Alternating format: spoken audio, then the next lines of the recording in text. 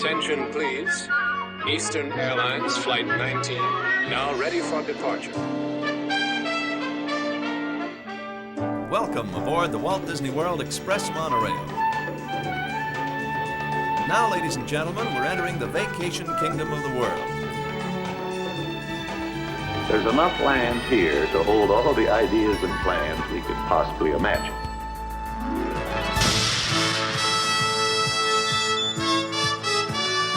We call it Epcot. Will be our experimental prototype city of tomorrow. Welcome to another episode of the Retro Disney World Podcast, taking you back to the vacation kingdom of the world, the way it was, and the way it is in your memories. All right, welcome to another episode of the Retro Disney World Podcast. This is episode 39.5, the premiere of You'll Find Me on Main Street. Tonight, we have a very special guest sitting in with us, Tammy Tuckey. First, before we get to her, we're going to introduce, as always, we're down one tonight. JT's unable to join us, but as always, we have Mr. Hal Bowers. How you doing tonight, Hal? Aloha, nice to be here. Yeah, those bug bites I got from your lawn, by the way, have finally subsided. I had to buy some additional hydrocortisone a few days after I was in pain from your backyard. At least you weren't swallowed by a bird. That's true. That is true. That is true. For the continuation of that, check in with us on episode 40. We'll have a little more detail of what we call Howe's Discovery Island. As well as always, too, we've got Mr. Brian P. Miles. How you doing tonight, Brian? I am stupendous. Greetings and salutations to all of you from the birthplace of liberty, Philadelphia. Yeah. Very nice. Very nice.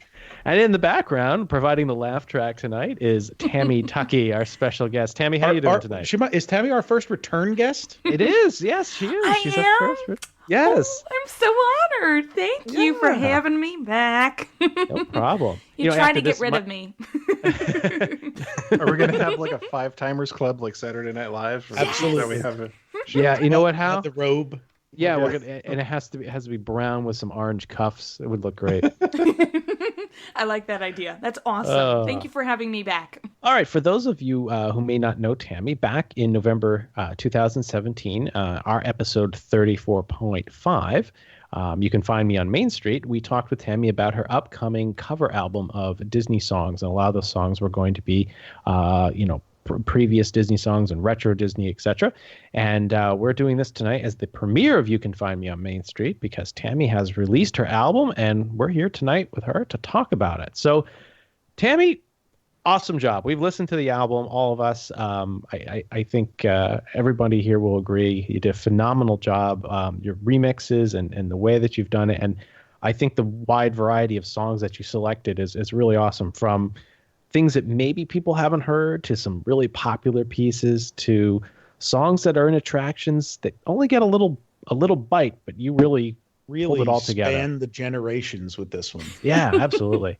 I think that was mainly because of you guys, at least spanning that generation portion, because I had 12 songs I wanted to do, and I remember, I think, Brian, we had a conversation on Twitter, and I wasn't thinking in this way of, because I went to Disney World from 1998 and on, so I didn't get to experience Epcot in 1982, but I had heard the music over and over and over again on my cassette tape. So I never got to experience it in the parks, but I got to experience it, in the car and on my little boombox. So I really, music was with me, but I did not get to experience those attractions. So you made a good point, Brian, saying that my generation or my viewpoint of Disney is far different to yours. Not saying that either of them is wrong or right. So I thought, well, there are some things that I really want to cover, especially from the Millennium Celebration, because that really was something very special to me. I know not a lot of people like to celebrate it, which is fine. But it was special to me, so I picked a song for that. But then, of course, I want to do perform a song from my cassette tape. And, of course, there's Tomorrow's Child and New Horizons. So I wanted to make sure I hit a couple things, because it is such a niche album. So how do you cover something that's specifically Disney World and make sure everybody's happy? That's the question. And I think one of the great things about the album, Tammy, is that you didn't cover When You Wish Upon a Star and Grim Grinning Ghost. Everybody's done that before. So to take things that Tiki Room. Yeah, exactly. Even Hillary Duff's covered that song. Yeah. There's so many bad versions of the Tiki Room. Right, there. right. You got your Macarena versions, your Hillary Duff versions. So why don't we, Tammy? Why don't we run down the tracks? Tell us a little bit about them all, and also you had a lot of special guests on all of the tracks. Yes. And why don't we run through them and tell listeners about them, and we'll play some little clips of them so they can get a taste. Sure. I think the first one is Tomorrow's Child, New Horizons. Ugh. And that's a medley of both of them. It's amazing. Before you tell us about it, it was amazing. I just, two phenomenal Epcot songs married together. Just a perfect orchestration. And I could listen to it over. I think I told you I was at the premiere event that Tammy had for the people who participated in the album a few weeks back. And she played that song. And I think I messaged you guys before I was even home and said, the next time we do an Epcot event, we're having her perform this live for everybody because it's that incredible. Yep. And you know, what's funny, Tammy, is I think it shows a lot of people have the Tomorrow's Child New Horizon song confused in their heads because they have some very similar portions. And that must have, I'm assuming, I'm not musically talented, but I'm assuming that helped lend to bridging the two together in the way that you did. Yeah, I thought that I was actually kind of looking more so at the meaning of both of the songs. And I feel that even today, as someone who is of a younger generation, where's the hope for tomorrow? And I always look back to the music of Epcot, and I love the documentaries of just seeing why everybody was so inspired to go out into the world, and whatever it would be, whether it be, looking into the sea itself to see how it could incorporate into our daily lives, or the land, that type of thing, and energy, and all these wonderful ideas, imagination. And so when I was thinking of those two songs, not necessarily that they're the same to me, but I think that their meaning is pretty similar. And I thought, well, what better way to, do that is to combine both. And I enjoy them very, very much. And the only sad thing about it is I never got to experience them in the park. Although I guess you could count the ending portion of Tomorrow's Child as still played in Epcot, just not the beginning portion with Sally Stevens singing it. So, and I got to interview her, so I emailed her the track, and she really liked it. And she's a singing teacher, so I told her, I said, please be completely honest with me. I really want to hear your feedback. I said, please give it to me. I don't care if it's really bad or anything, because I was nervous. And she was like, I really, really enjoyed it. So I was like, yes, I got a yes from the original singer. So and that is not an easy song to sing. There are some very abrupt changes in register in that guy. So it was the toughest one to record. It was the last one I recorded. And this is officially your track number one, correct? You led off the album with this track? Yeah, I thought, well, go big or go home. If I'm gonna say, hey, here we go. Let's go on a ride. Let's do it. And I think that's why I held it to the very last song to record. I was so nervous. I was like, there's no way I'm gonna be able to do this, but I practiced so much, and I was like, it's just not going to happen. And I recorded it this one day. It took, I think, 2 hours to just get it the way I really wanted it to sound, and I was really pleased with it. And getting it to mix and sound like an 80s type of voice at several parts, I love that.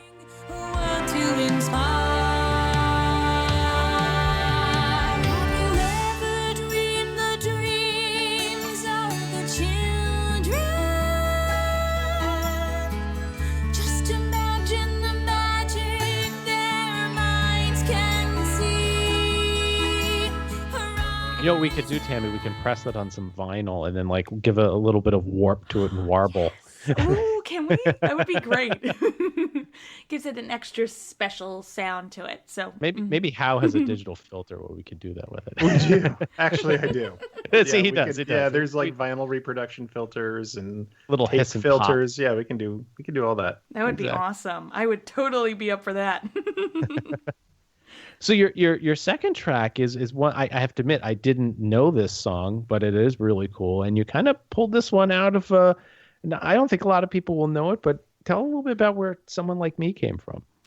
Well, Someone Like Me, again, I'm a 90s baby, so I grew up watching Doug, which was originally a Nickelodeon show, and then it got transferred to Disney Channel. And at that time, Michael Eisner had asked for a musical version, which was Doug Live, placed at the studios from 98 to 2001, where Frozen, the live Frozen show for the first time in forever, whatever it's called, is placed. And formerly, I think Superstar Television was there. So this big stage is there and everything. So they have a show about Doug, and he wants to ask Patty Mayonnaise on a date, and he keeps, getting interrupted. And then finally, at the end of the musical, he gets to, she says, "I would love to be with someone like you. You're just so sweet." But it was interesting because I interviewed a couple people who worked on the show. And the Doug in particular, Layden, he said, and it was the saddest thing. He's like, think about it. Doug says he thinks that she will like someone like him. Not even him. Someone like him. And I was like, that's so sad. I didn't even think of it in that way. So, and it's such a pretty song. And I really like the message of, there's hope. Again, this running theme of hope.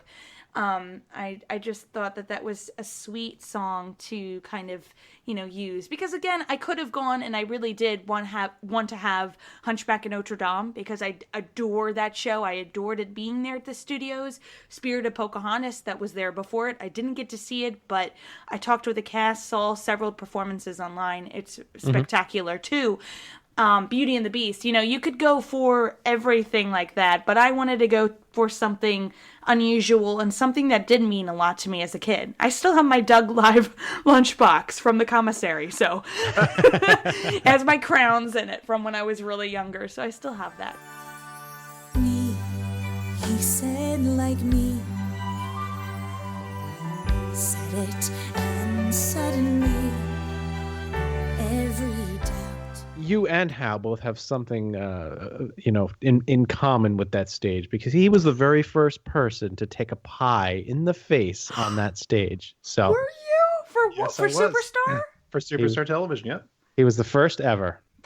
And you didn't get it on film. I'm so sorry. No, it was on television. It's this large object. For the Three Stooges? Yes, that's it exactly. Oh, that's so cool. I'm jealous. Yeah. That was the one benefit of staying up all night waiting to get into Disney MGM on the opening day. Wow. There were few. That was a good one. Did you run into anybody, by the way? Like, cuz I know we're recording this on the 29th anniversary, but did you run into any celebrities that day? We saw Michael Eisner in the morning, and Bob Hope, of course. But that was about it during the course of it. We ran around and did as many things as we could. So I'm jealous that you got to be there opening day, because I adore those documentaries about the studios. Like it's really sick how fascinated I am with them. I'm like, who was in this? Who was the guy from Night Court that just passed away? Harry Anderson. Harry, yeah, and he did like a little thing with John Ritter. And I was going to interview him. I was trying to find his information for the longest time. And then I couldn't find it. I was like, oh, maybe another time. And I'm kicking myself because he was so brilliant in that. I thought he was so funny.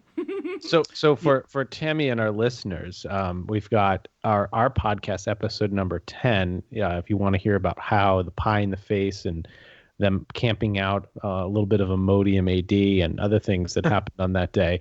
It's episode 10 called Hooray for Florida Wood. And also, Tammy, you'll like this one.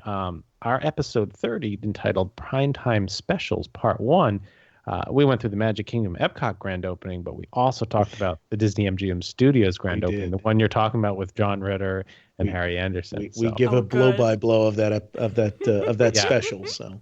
Yeah, but we've gotten far afield of the Tomorrow's Child New Horizons mashup. That's right. Your album. So let's get back to the album. Let's get back. Let's take a little walk over to Frontierland, where you met up with some bears.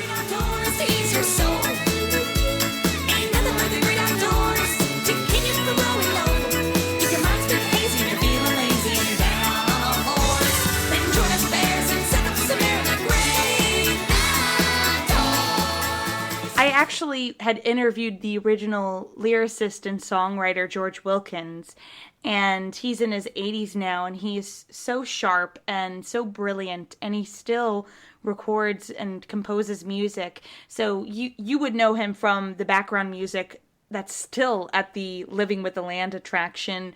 He did Food Rocks. He did other things too. I can't list everything. But anyway, I had gotten in touch with him and I said, hey, they're allowing me to cover your song. What do you think? And he sent me his ideas, which I had not asked for that. I just said, is that all right if I do it? I just wanted his blessing. But he, instead of just giving me his blessing, he gave me his blessing and he gave me his own, composition, like a kind of mashup of the song with 2 additional verses he wrote just for the song. I know. And Disney said I couldn't use them.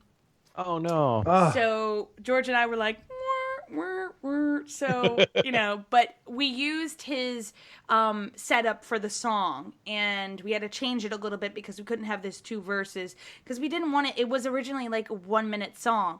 So how do you make it 2 minutes and 30 seconds without dragging it and repeating the same thing? So we had that little section, that break for Byron to just go ahead and fiddle because he was on the original soundtracks, all 3, I believe, for the 3 different Country Bear shows, the Christmas, the Summer Hoedown one, and the original. So he got to reprise his role basically in another state. I think he is in Kentucky, I believe. Mm-hmm. So he was so gracious. He actually got it. I emailed him the music, the original music, and he got it done within a day and sent it back, and it was just unbelievable when we heard it. We were like, that's what cool. in the world? So that was like a really fun song to record. And you've released a music video of this one. Yes. Did you notice anybody in it, Brian? Was there anybody you knew in it, or besides me, of course? I knew some people in it, but my dad's in it, and my sister's in it. So Brian would know because my dad, with all the pinball machines, he's such a big fan of him. So, but yeah, I had a couple friends. We went to the recording studio. We recorded their parts because I had already recorded my vocals, and they recorded their stuff. And we filmed a fun little dance. It took us a long time to learn, but we had so much fun with it. And the reason we're inside instead of outdoors is it was 28 degrees outside when we recorded it. So are you going to record the great indoors or the bad indoors, or we have another one coming? I would love to do that. It was really, it was the best though, because we did 25 takes of just dancing the song because we wanted all these angles. And when we were so sweaty and took a break, we just ran outside and it felt great. We were like, yes. So it was perfect. It was perfect that we did it that way. Otherwise we would have been like, ah. So that was a really fun song to record. I had a great time with that one. After Robert Sherman died, his son released the 4th verse of It's a Small World that he wrote, or 3rd verse, I guess, of It's a Small World that they wrote as a proposed lyric in, I guess it was 64 it opened, right? So he did it in 2004, and Richard Sherman didn't like the lyric, so they, basically it got scrapped. But they were thinking for the 40th anniversary, I guess then, 2004, right? Mm-hmm. Yeah, 40th anniversary. They were looking at releasing a 3rd verse of the song and having it recorded and everything.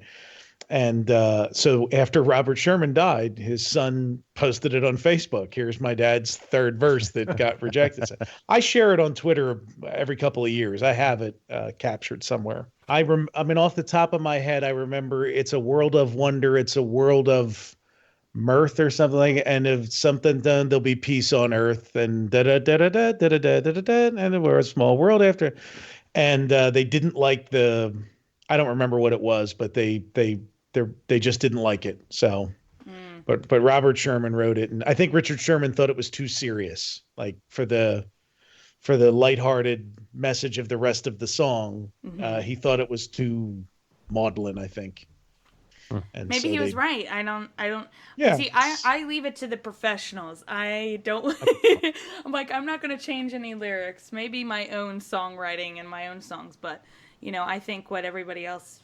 It's hard to write a song. It's hard to write something that resonates with people. So there it is. I got it for you. It's a world of wonder. It's a world of worth. And in years to come, we'll know peace on earth. We will open our eyes and we'll all realize it's a small world after all. That's not bad. And that was actually on the Disney Parks website. They did that. Wow. When Robbie Sherman released Robert Sherman's book Moose, which I have a copy of somewhere. They had put it in the book, and so they promoting it. They put it on there. So. That's awesome, Brian. Why didn't you not sing on my album? How dare you? Because you had the rehearsal the same night as a hockey game. So womp womp. It's okay. Well, next one, right? You and I can do a duet on the next one. There we go. We'll have to figure something out. See, that's why I said. That's why I said, Tammy, we're just going to do them in little 45s with one side. That's it. There you go, and just release them. I have the guy that can press them, so it's All right, so we're out in the great outdoors. It's time to go to the great indoors, to the theater, the American Theater over in Epcot, and in there's a specific song. Everybody's thinking Golden Dream here, but Tammy, you got Alibi Olmo to come back. I was thinking, brother, can you spare a dime? Is it That was on the short list. I really wanted to do a medley of all the songs from that attraction, but there are quite a few. Yeah, wasn't gonna work because then that would have been a lot of licensing. I know from listening to Tammy's podcast that she absolutely loves the American Adventure. Two girls waiting by the railroad track. Two girls waiting by the railroad track for their darlings to come back. One wore blue and one wore black. One wore blue and one wore black, waiting by the railroad track. I think I know it by heart. It's kind of sad. I have the entire soundtrack on my iPhone, so I could do a good Susan B. Anthony, but I don't know. I get so embarrassed because I'm I'm so corny. Wait, you also interviewed the voice of Susan B. Anthony, didn't you? I was texting her the other day, Trish. I was like, hey, I thought I found footage of her recording her session, her voiceover session. I was like, hey, is this you? And she's like, no, it's not. And I went, darn, I felt so bad for her because she recorded the same day Mark Twain recorded. And so I was trying to find something for her, but she it wasn't her. But, she listened to the song and she actually really liked it too. So I was good, yay. So what did you pick from the American Adventure? I picked Two Brothers. My dad and I have this love for that song that just goes beyond, and we thought it's such a beautiful piece. It's not technically a Disney song, it's an Irving Gordon song, but Disney leased it, of course, not leased it, excuse me. Disney licensed the song for the attraction and also for Great Moments with Mr. Lincoln, which we were surprised to hear when we went over to California in 2013 and heard it there. But that song has been, they've been licensing it since '82, and Allie recorded it, I think she said when she was 26, and 35 years later she said, I'll do it with you again, I'll sing it again, and she recorded it in California. She recorded the guitar part and her singing in California. I recorded my portion here in Philly, and it was just like, that was the first song I heard the first mix for, and I was like, oh my Lord. She's talking about Ali Olmo, who was the original artist on the original song heard in the attraction. Did she also play the guitar on that? Mm-hmm. That was her. Oh my God. Wow, I didn't realize that. She's really talented. Holy cow. So at our next Epcot event, when she brings her guitar, you need and to have bring her you there. down there, you and need the to two have of her you there. get up there and do a duet of the song, we can all die happy. It would be a dream of mine, because originally we were going to shoot a music video. I know some individuals who are Civil War reenactors, and we have a location here in Philly that there were a couple of battles fought, and we were going to do this whole really beautiful music video, but alas, fundings were low, and so it didn't happen. But it was just to get the song completed and work with Allie, because we had to FaceTime a lot just to be like, okay, we like this, we want to change it a little bit, because again, we're adding a verse that was removed from the original attraction because it made no sense, because it was told through a mother's perspective, but that additional verse is told through the lover's perspective. So adding that, because Allie didn't even know that there was another verse. So we just worked together on figuring out where our breaks should be, who should sing what. You know, it was such a joy to work with her. And she's done other things for Disney. You've probably heard she did the lead theme song to the Lilo and Stitch TV series, Aloha I Komamai, and which is a beautiful theme. Still heard a lot in Tokyo, because I think Stitch is in the Tiki Room there. So she has all of this Stitch memorabilia, which is awesome. I've seen it in her house, and she's just amazingly talented. So you know, and she used to perform. I think she used to perform at Disney World when she was younger too. So, you know, just a talented person, and I hope I get to meet her. So that would be great. I think she would totally be on board to perform at Epcot. Like, when has that ever? That hasn't happened. You know what I mean? And I think she told you that she still performs with like a band, right? Out like now, she still does song nights. I think she does. She still writes songs. She has this beautiful song that she has not released, but she sent it to me. I think it's called Songbird. It's beautiful. Her music, so she writes a lot of music, and she works with various artists. That's how I found her, because she was doing an open mic night with a friend. I contacted the friend, and he contacted her, and she contacted me, and boom, there we go. That's how we got the interview. And as far as I think she said when you interviewed, like, no one has ever interviewed her about her Disney recordings before. No one. And I was like, what? She said, yeah, nobody's talked to me about it. And I said, I feel awful, because millions upon millions of people have heard your voice. And she's like, yeah, I'm recognized. I said, are you kidding me? She's like, no, I am really recognized for it. And I went, that's unbelievable. So it's such an honor. That's the most popular track, I believe, on the album thus far, from what I've heard from people. So I'm glad people are liking it. Allie is too. So the next one, taking us over to Animal Kingdom, actually, we set you up with the drummer on this one. Yes. Oh, can I just say? Yeah, tell the story. Listeners, I am so lucky that I know these lads, because they were the greatest people in the world to introduce me to Mike. And Mike from Delta Ray, and Mike and I both agreed this shouldn't have been able to have occurred, because it happened so quickly. I called him Monday. He said he was interested that day. Tuesday he recorded it, and Tuesday night he sent it over. So boom, it was like boom, boom, boom, and this was like right before we had to submit everything for approval before it went out to iTunes and Amazon. So did you have a drum track at that point? Did he? Correct. Yes. And so he just redid it with his own. But he didn't really hear my version. I sent him the actual song, the sheet music. So he was basing it off of that, but then we had sent him the track without the drum track. So he wasn't even copying that.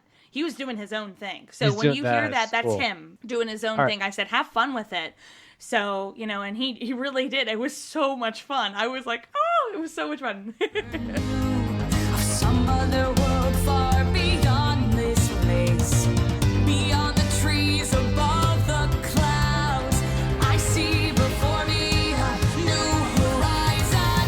I want to know, can you show me? I want to know about these strangers like me. It was literally a Twitter request. Like, she just threw it out there. Does anybody know a drummer? And I'm like, we know a we got drummer. someone. That guy's not bad. Yeah, he's pretty good. He's in a band, you know. Is he that good? This is what happens when you work with actual professionals.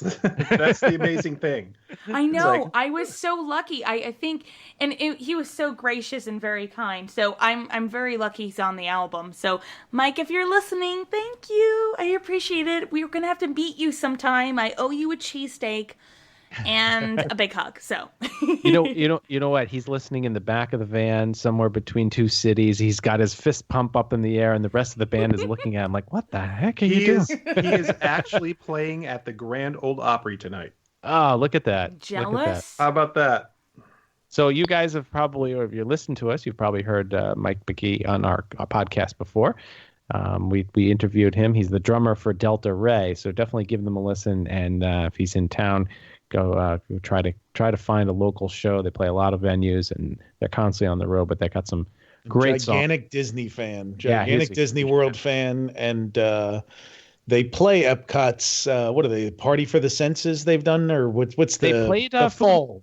They played Food and Wine last year. Food and Wine, yeah, Food and Wine. Yeah. Really? Oh, I'm so jealous. They've done it twice. They've played America Gardens Theater twice. So they did. What is this? They had two nights last year. So, and Mike told us the first time that they did it, they got to watch illuminations from the top of the American Gardens Theater. There's a lookout tower in there, so to speak. Wait, maybe what next... theater? What theater did you say? Yeah, what is it called? The American Gardens Theater, the one that's right outside. Do you mean the Magical World of Barbie Theater? Oh, don't spoil it, Tammy. We haven't done the failure episode yet. How dare you? That's if not you a failure. Guys do it, those I are need to fighting be on it words to with defend Tammy. it, okay? Because I really do love that show. I know y'all hate it, but you need to have somebody to defend it at least. Oh my goodness. All right. So my question is, was Barbie's World on your short list then to sing? Well, I don't think I could have. Actually, it was not, because I don't think any of the soundtrack was released. That's the only problem. So okay. I don't think I could have, but I will, I'll still sing Barbie Touch until this very day. There were some earworms there. That's for sure. Well, it's interesting you said the fireworks trivia bit, because Beth McShane, who played Barbie, said the best place to view the fireworks is on top of the theater. And they would do that almost every day. So I was like so jealous.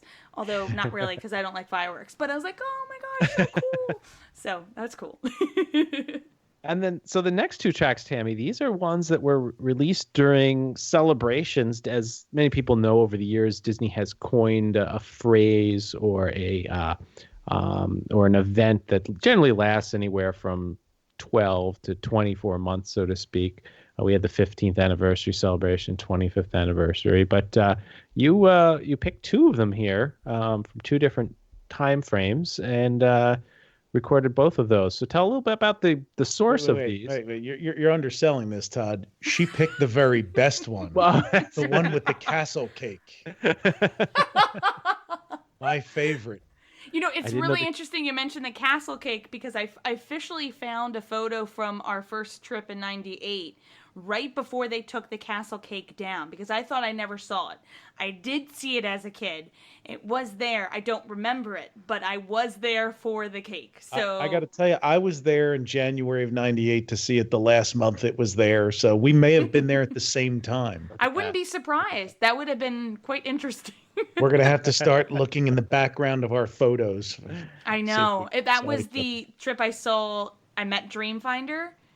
And you got to meet birthday cake. Dreamfinder. That's great. He was only there like another year or so. Mm-hmm. Yep, that's right. It's kind of crazy how it was interesting, because I had not looked through these photo albums, and I went, whoa, I actually did meet Dreamfinder. I wish my dad, but see, that trip was the only trip he did not bring the camera. the video camera. Video camera, yeah. So I went womp womp, but then he did from there on out because we had so much fun. So he was like, I got to bring a camera now. So Tammy's childhood was chronicled on video, like documented. There were just like 100. Anybody who does her life story in 50 years is going to have just like hundreds of hours of footage. Oh my God, yes. It's so, and I am like, not to be, so self-centered or egotistic, but I think I was a cute little kid. I was adorable. I was really tiny and I got to do whatever I want. Like, not like in a ridiculous way, but like I just liked exploring. So that was a lot of fun. So I have like little videos on my page. You'll probably see them. Because I was like, I'll post these before the album comes out, so you kind of get an understanding why I'm doing it. So that was really fun too. But yeah, I wanted to focus first on the Millennium Celebration. Woohoo! I like it. And so the one song, "Celebrate the Future Hand in Hand." We'll celebrate the future hand in hand. We'll celebrate the future hand in hand.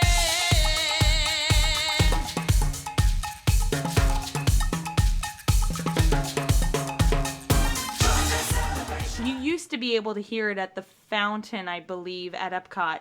I don't think it's there anymore, but it played earlier around the Millennium Celebration. But anyways, Tammy, we don't even consider what's there a fountain. The real fountain is not there. That's Correct. not a fountain. Correct. That's just I'm a sorry. pile of rock and water. Yes, correct. Correct. Yes, that's right. But yeah, I think I really like this song, and I had heard, just like a duet version of it, but then I found the gospel version of it, and I went, oh, I know who I'm going to call, because I know who is going to make this song rock.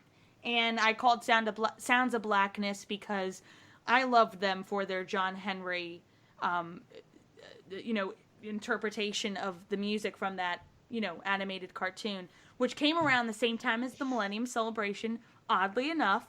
So I called Gary, who leads the group, and I said, hey, you guys available? And they said, yeah, we're in. So we mixed it together. They recorded it in Minnesota and sent it over, and that's what you hear. It's a joy to even listen to. When I heard it, I was like, oh, and you'll hear Polly, the singer who sang as Polly in John Henry Carey, is in the group of singers that you will hear in the soundtrack. So, whoa, which is cool. Awesome. That is really cool. That short really is tremendous.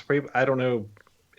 I rarely hear people talk about it, but it is so good. It's the best one. I think, if I'm going to boldly say, I think it is probably the best Disney short ever. But that's just me. It's very beautifully made, and I'm lucky I got to interview them about it, and Mark Henn. So I was just lucky to even talk to them about that. I think they didn't get a lot of recognition for it. I feel so bad. So it's kind of always pushed to the side. But hey, it's Walt Disney's first African-American animated character, even before Dr. Sweet in Atlantis. So that's pretty big. That's a big deal. So it is a big deal.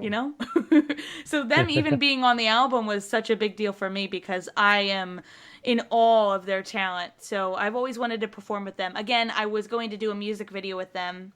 Funds, kind of cut that project out of the way, but I hope we get to meet at some point. When they come back to New York or Philly, I really want to meet them and get to sing with them. It would be an honor. So then we come to the 25th anniversary. As Brian pointed out, the best song to feature with a cake is "Remember the Magic," and this song has had, I believe, there's two versions of this song. That there was one for the parade, and I think then there was one that was actually released, if I'm correct, that somebody else did a cover of that. Yes, I think it was Bride McKnight, and he released it for a Disney Weddings album. So it was like this jazzy version, slow down ballad, and I thought it was beautiful.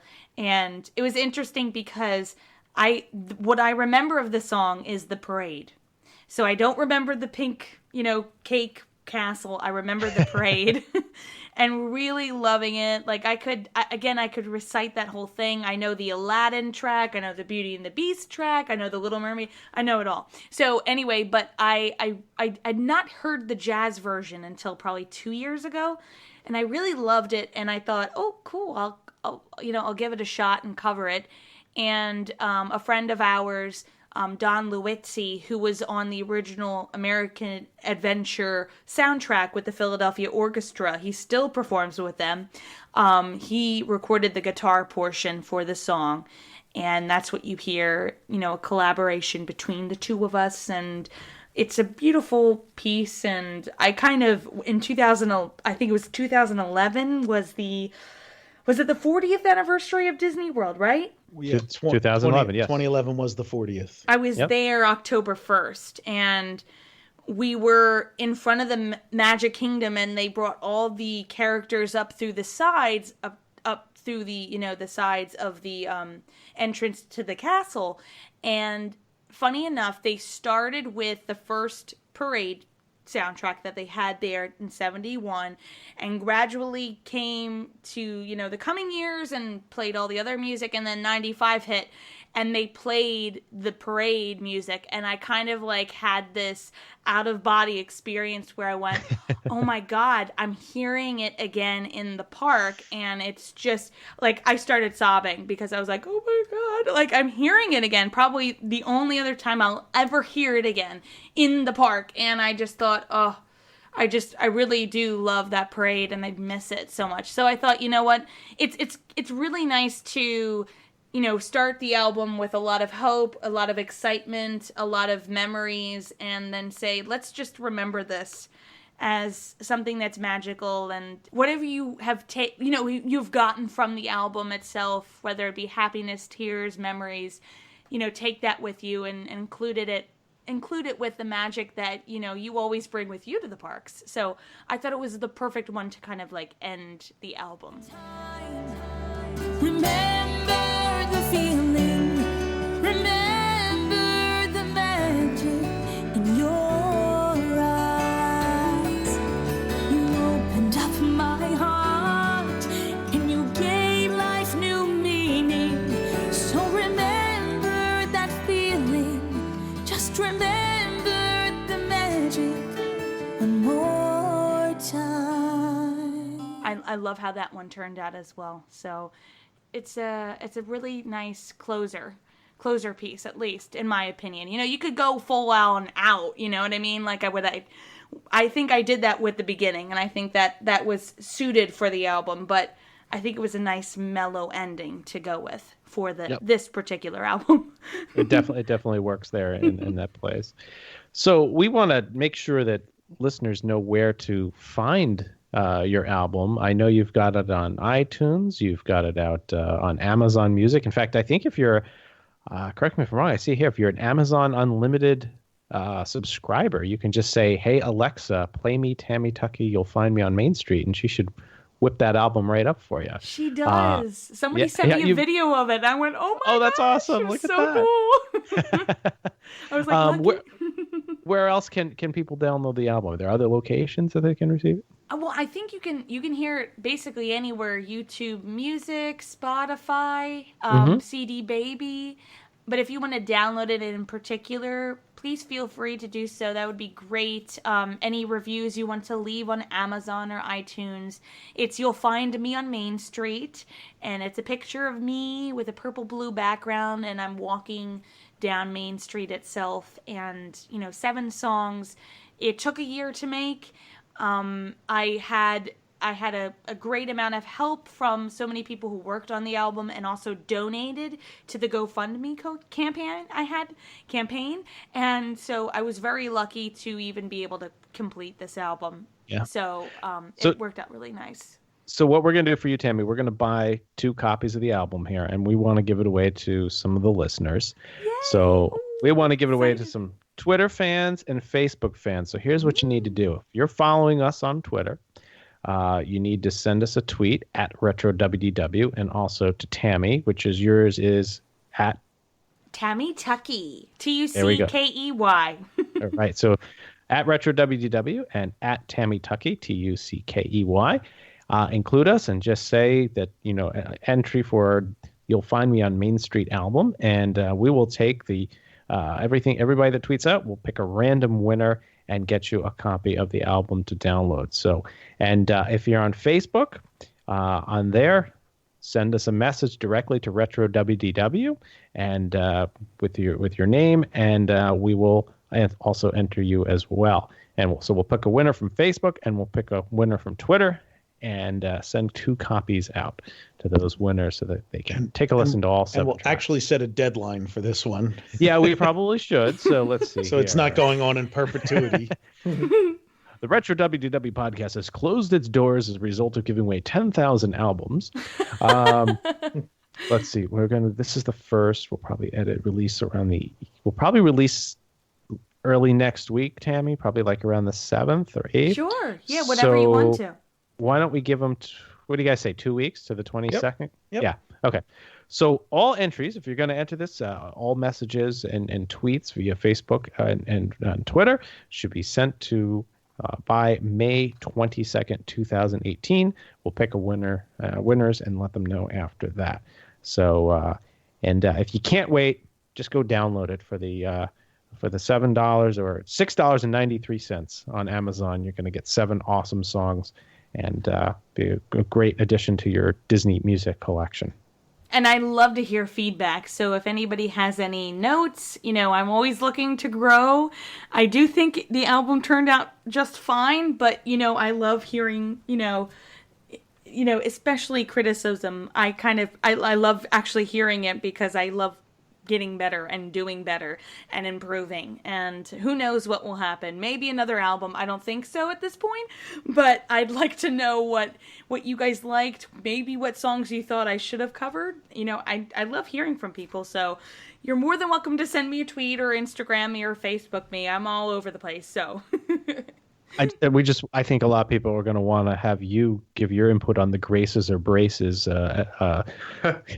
issue we had with Energy. You make the world go round. I really wanted to do that song. I Did you? really wanted to have that one in there. And it was so tough because I wanted to have the Canada song. Oh, yeah. There were so many things, and I just thought, I should have just done an Epcot album. But I really do love all 4 parks, so I had to do something like that. But that was on the short list. I gotta say, it was so tough to narrow it down from 30 to 12 to 7.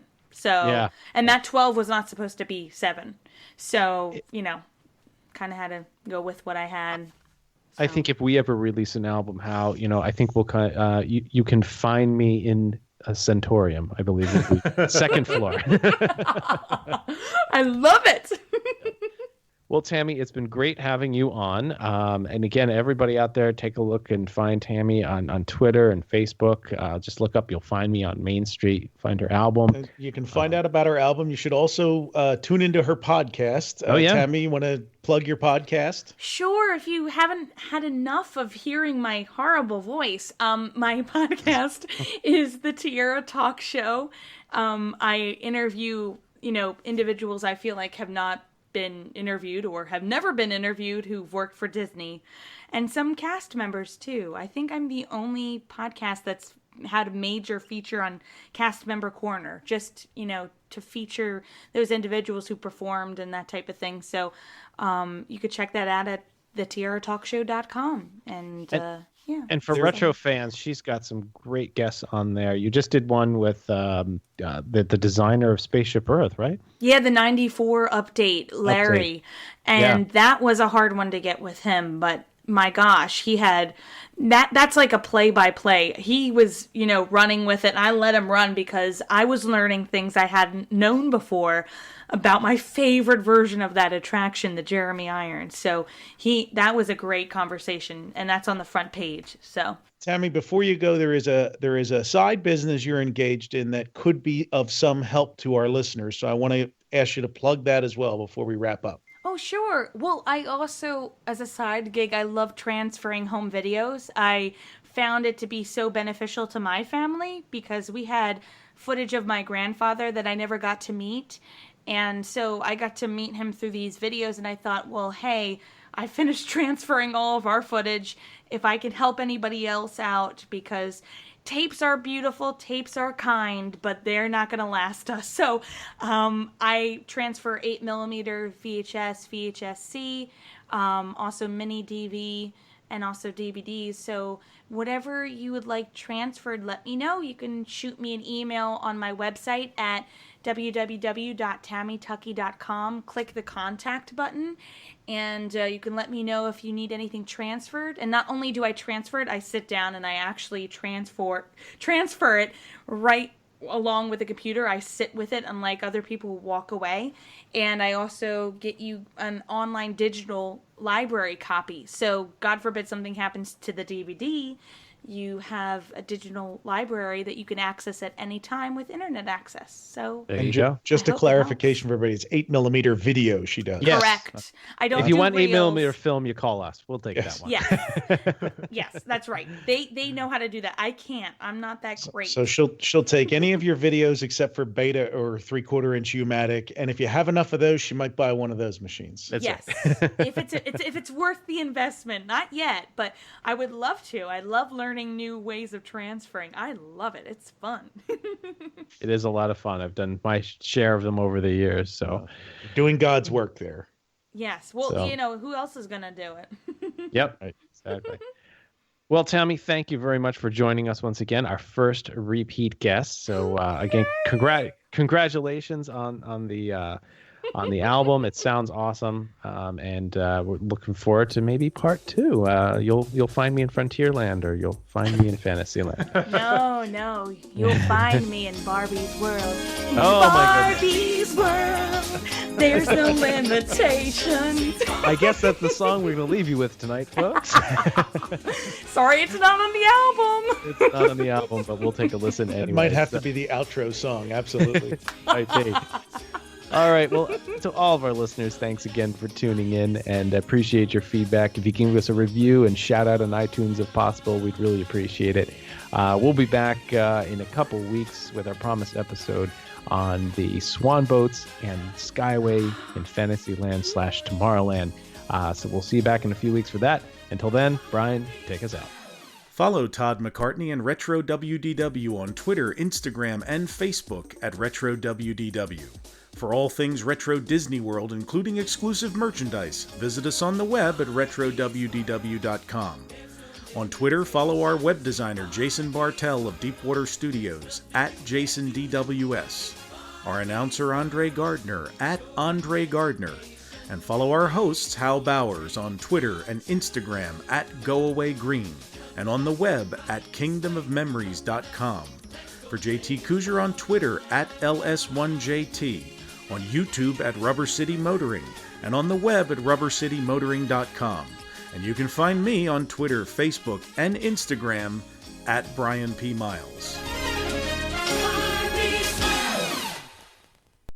Ta-ta.